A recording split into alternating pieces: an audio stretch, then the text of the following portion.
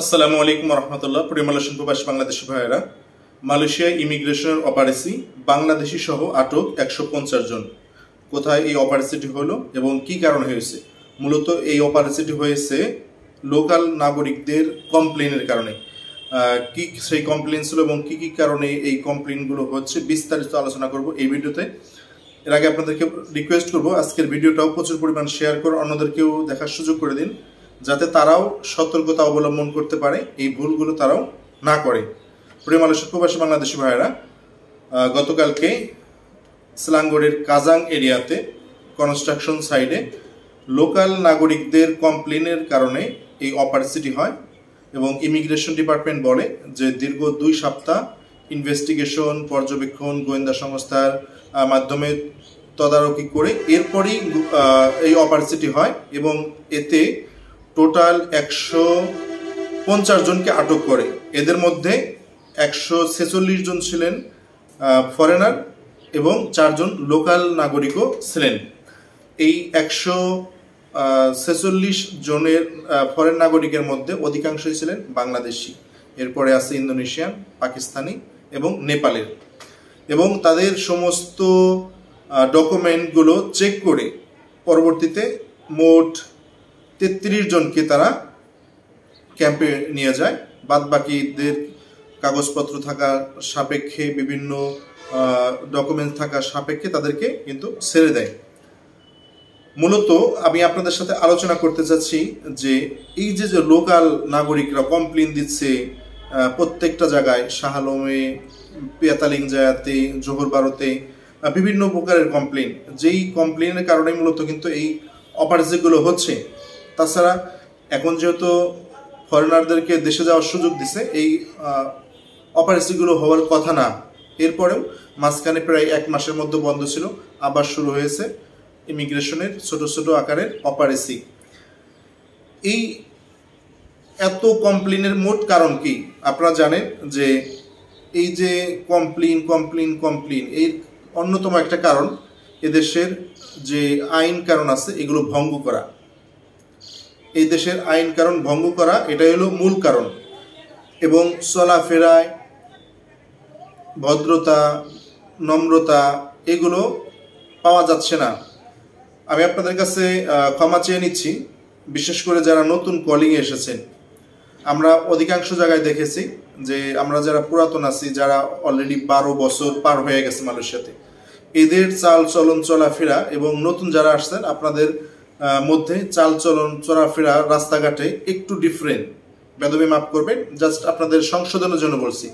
আমরা নিয়মিতই মাঝে সাঝে এলআরটিতে উঠলে দেখা যায় বা এমআরটিতে উঠলে দেখা যায় যে লোকাল লোক যেখানে কোনো প্রকার কথা বলতেছে না, হয়তো মোবাইল টিপতেছে অথবা একটা বই পড়তেছে বা কথা বললেও খুব আস্তে আস্তে বলতেছে, অথচ আমরা দেখি 2-3 জন বাঙালি একখানা হলেই মানে একটু উচ্চস্বরে কথা বলতেছেন, যেগুলো এ দেশের মানুষ পছন্দ করে না। আবার অনেকে ফোনে কথা বলতেছে, সংসারের সমস্ত পেশাল মানে এমআরটির ভিতরেই, এলআরটির ভিতরেই সেরে নিচ্ছে। এটা তো ভাই আপনার ফ্যামিলির আলোচনা, রাত্রে আপনি এক জায়গা বলতে পারতেন বা আপনি অন্য সময় বলতে পারতেন। সমস্ত আলোচনা কেন আপনার এমআরটির ভিতরে, তাও লাউডলি বলতে হবে? বাসেও নাকি এটা একই অবস্থা হয়। সেই জন্য এই যে আপনাদের এগুলো আছে, এর কারণে কিছু কিছু এরিয়ায় আছে ফরেনারদের ওই ফ্রি বাসে ওঠা নিষেধ করে দিচ্ছে।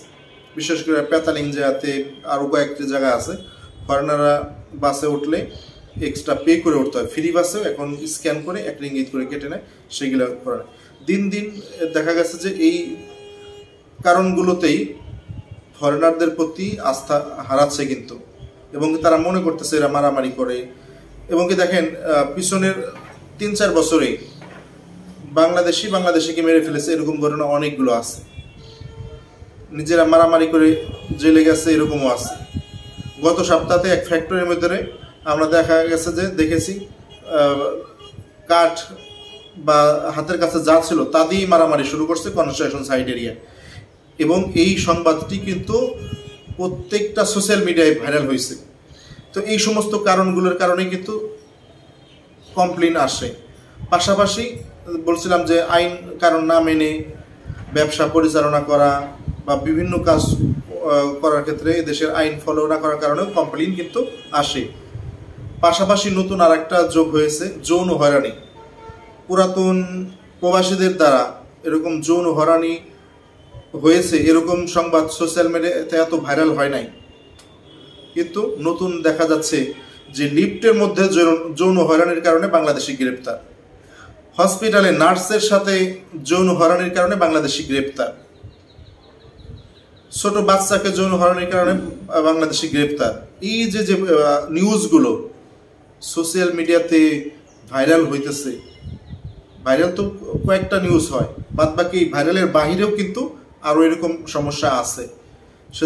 সেজন্য আপনাদেরকে বলবো, আমরা দেশে, আপনারা যারা নতুন গেছেন বিশেষ করে, দেশের চলাফেরা একরকম, মালয়েশিয়াতে আসছেন এখানকার চলাফেরা অন্যরকম। সেজন্য এই যে আপনারা যারা নতুন আসছেন তারা সিনিয়রদের কাছ থেকে একটু জেনে নেবেন, ভাই কোনটা করা যাবে কোনটা করা যাবে না, ভাই আমি এটা করছি বা আমার ভুল হয়েছে কিনা এগুলো। আর যেহেতু প্রত্যেকের প্রাপ্ত বয়স হয়েছে, 18 বছরের নিচে থেকে ওয়ার্কার ভিসা এখানে আসেন নাই, তো সেক্ষেত্রে নিজেদের ব্রেন খাটাতে হবে যে এটা ভালো কিনা, এটা খারাপ কি মন্দ, এগুলো থাকতে হবে, মাথার ভিতরে থাকতে হবে। আমরা যখন মালয়েশিয়াতে আসছি, এমআরটিতে উঠলে যখন একটা অল্প বয়সী যদি কোনো মহিলা দেখতাম তারপরে সিটটা খেলে দিতাম, বা লোকাল নাগরিক দেখলে আমরা সিট ছেড়ে দিতাম, ওদেরকে বসতে দিতাম বা এরকম করতাম। কিন্তু এই যে এগুলোর কারণে কিন্তু আমরা সম্মানে ছিলাম, বা একটা আলাদা রকমের একটা আমাদের লোকাল, আমরা যে সমস্ত এলাকায় থাকি লোকাল নাগরিকও কিন্তু আমাদের খুব ভালো জানে। একই এলাকায় 12 বছর আছি এবং সকলেই কিন্তু ভালো জানে, কোনো প্রকার কোনো কমপ্লেন নাই, এবং তারপর থেকে কিন্তু গর্ববোধ করে না এই বাংলাদেশে এই লোকটা ভালো। হ্যাঁ, সেক্ষেত্রে যে যেখানেই কাজ করে না কেন এদেশের কিছু নিয়ম কারণ আছে, এগুলো ফলো করতে হবে। আমরা পিছনের 2018 সাল থেকে এখন পর্যন্ত প্রত্যেক মাসেই আমি আপনাদেরকে স্পেশালি কয়েকটা ভিডিও তৈরি করি, যেগুলোতে আপনাদেরকে সতর্ক করি, ভাই চলাফেরায় সাবধান, চলাফেরায় সাবধান, লোকালরা কিন্তু কমপ্লেন দিলে সেখানে অপারেসি হবে, আপনারা এইগুলো কেউ শোনেন না। ফলশ্রুতিতে লোকালরা এরকম কমপ্লেন করে, এবং এই ছোটো ছোটো যারা দোকানপাট করেন, ফলো করেন এদেশের আইন, এদেশের লাইসেন্স টাইসেন্স সব ঠিক রাখেন, সব কিছু ঠিক রাখলে কিন্তু এরকম কমপ্লেন থাকবে না। আপনারা দেখেছেন যে গত 1.5 মাস বা 2 মাস আগে আমাদের সানোয় মেন্তারিকোটে যে বড় একটা অপারেসি হয়েছে, এটাও কিন্তু এরকম কমপ্লেনের কারণে। স্যালাইন পাচারে যতগুলো হয় কমপ্লেনের কারণে। সেক্ষেত্রে আমাদের উচিত হবে যে আইনের প্রতি যত্নবান হওয়া। হ্যাঁ, যে কোনো কিছু করি না কেন আইন যেন না ভঙ্গ হয় আমার কারণে, আর আমার কারণে যেন কোনো প্রকার যৌন হয়রানি বা এরকম কোনো প্রশ্নই কেউ না তুলতে পারে, এই বিষয়গুলো আমরা চেষ্টা করব। প্রিয় মালয়েশিয়ান প্রবাসী বাংলাদেশি ভাইরা যারা আমার কথায় কষ্ট পেয়েছেন, আমি আপনাদের মূলত কষ্ট দেওয়ার মূল উদ্দেশ্য ছিল না, জাস্ট আমি আপনাদেরকে বললাম যে আপনি ভালো থাকেন, আপনাকে সবাই ভালো বলবে, আমাদের সকলকে ভালো বলবে। সকলেই যে খারাপ তা বলি নেই, 2-1 জন যাদের কারণে এরকম সমস্যার সম্মুখীন হচ্ছে তাদের কথাই বলছি। ধন্যবাদ সকলকে আমাদের সাথে থাকার জন্য। আজ এই পর্যন্তই। ভিডিওটি প্রচুর পরিমাণে শেয়ার করে সকলকে দেখার সুযোগ করে দিন, যাতে সকলেই একটু সতর্কতা অবলম্বন করতে পারে। আসসালামু আলাইকুম ওয়া রাহমাতুল্লাহি ওয়া বারাকাতুহু।